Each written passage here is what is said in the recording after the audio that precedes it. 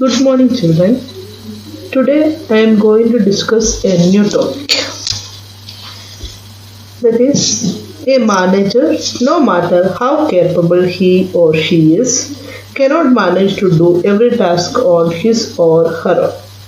The overload of work makes it impractical for him or her to handle it all by himself or herself.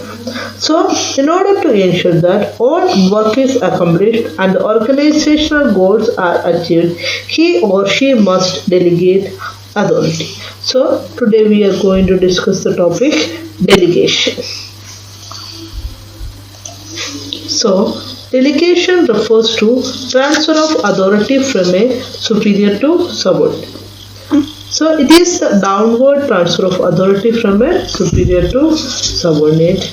It enables the managers to distribute their workload to others.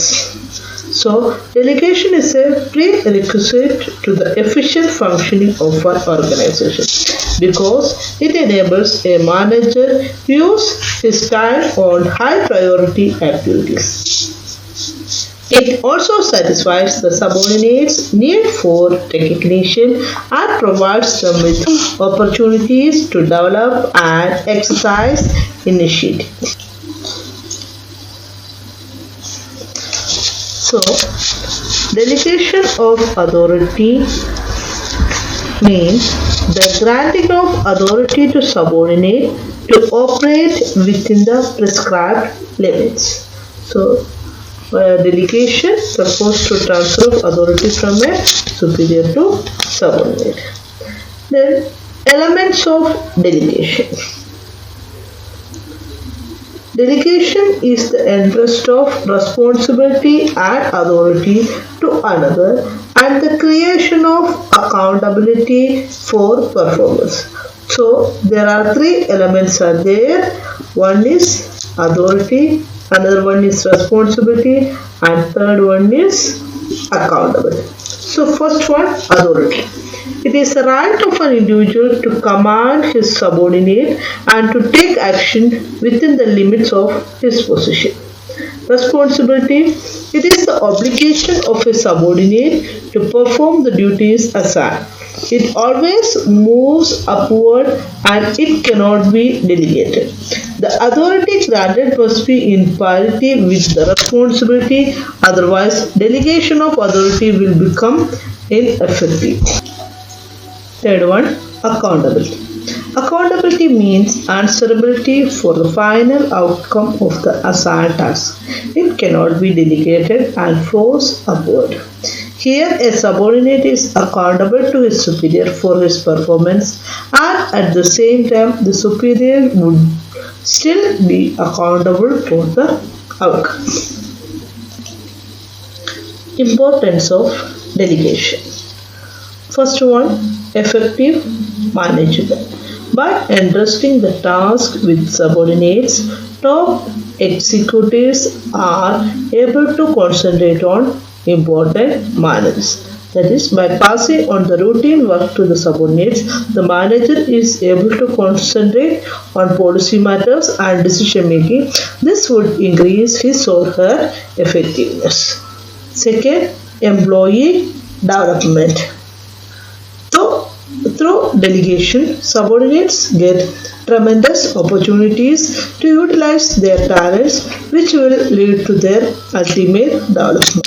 So, as a result of delegation, employees get opportunities to utilize their talents. It allows them to develop skills necessary to perform complex tasks. It makes them better leaders and decision makers. Third one, motivation of employees. Delegation motivates the subordinates to improve their performance. So, delegation implies grant of authority to the subordinates so they have a sense of recognition. They are motivated to work for higher performance. Fourth one, facilitates growth. Delegation enables workforce to assume more responsibilities and take up leading positions. Thus, it helps the growth and expansion of the organization.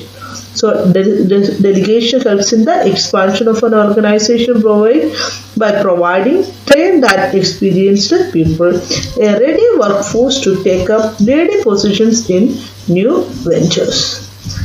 Fifth one, managerial hierarchy. Delegation strictly follows the managerial hierarchy. So it establishes superior subordinate relationships. It creates the hierarchy of management. The extent of delegated authority decides the power that each job position enjoys in the organization. And the next one, better coordination. Delegation ensures proper reporting, which will help to coordinate the activities of different employees and departments. So, the elements of delegation, namely authority, responsibility, and accountability, help to define power, duties, and answerability related to the various positions in the organization. So, clarity in reporting relationships helps in developing and maintaining effective coordination amongst various departments, levels, and functions of management. So once again, importance of delegation, effective management, employee development, motivation of employees, facilitates growth, managerial hierarchy, and better coordination. Next topic, decentralization. Decentralization refers to systematic delegation of authority through all the levels of management and in all the departments except that which can be exercised only at a central point. So decision making authority is pushed down the chain of command.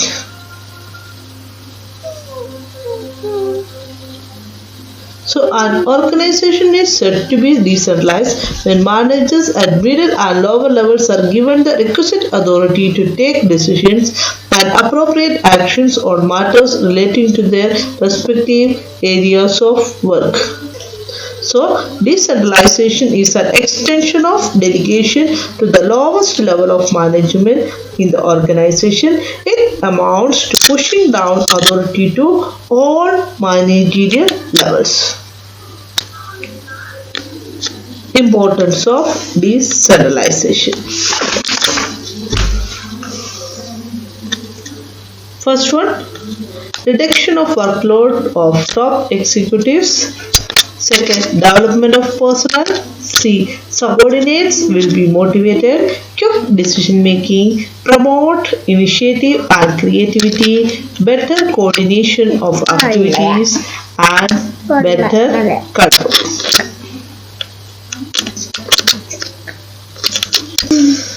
So, reduction of workload of top executives means it is a relief to top management. That means it gives relief to the top management who can now concentrate on important policy decisions like develop new strategies, coordination and control, etc. Second one, development of personnel.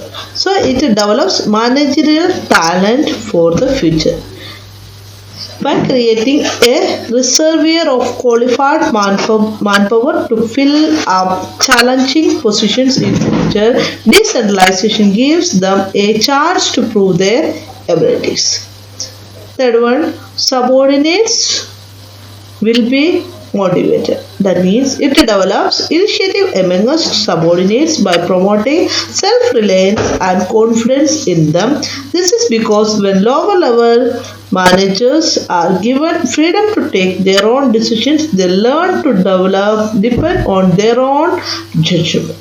And fourth one, quick decision making. It helps in quick decision making as there is no requirement for approval from any levels. There are also less chances of information getting distorted because it does not have to go through long channels. And next one, promote initiatives and creativity. So it provides the subordinates to develop initiatives and promote their confidence among them. Better coordination of activities. It leads to better control by evaluating performance at each level of management The departments, divisions can be individually held accountable for their results. Feedback from all levels help to analyze deviations and improve operations. So these are the importance of decentralization. So we can conclude that when we delegate authority, we multiply it by 2. When we decentralize authority, we multiply it by many. So we can see what are the difference between delegation and decentralization.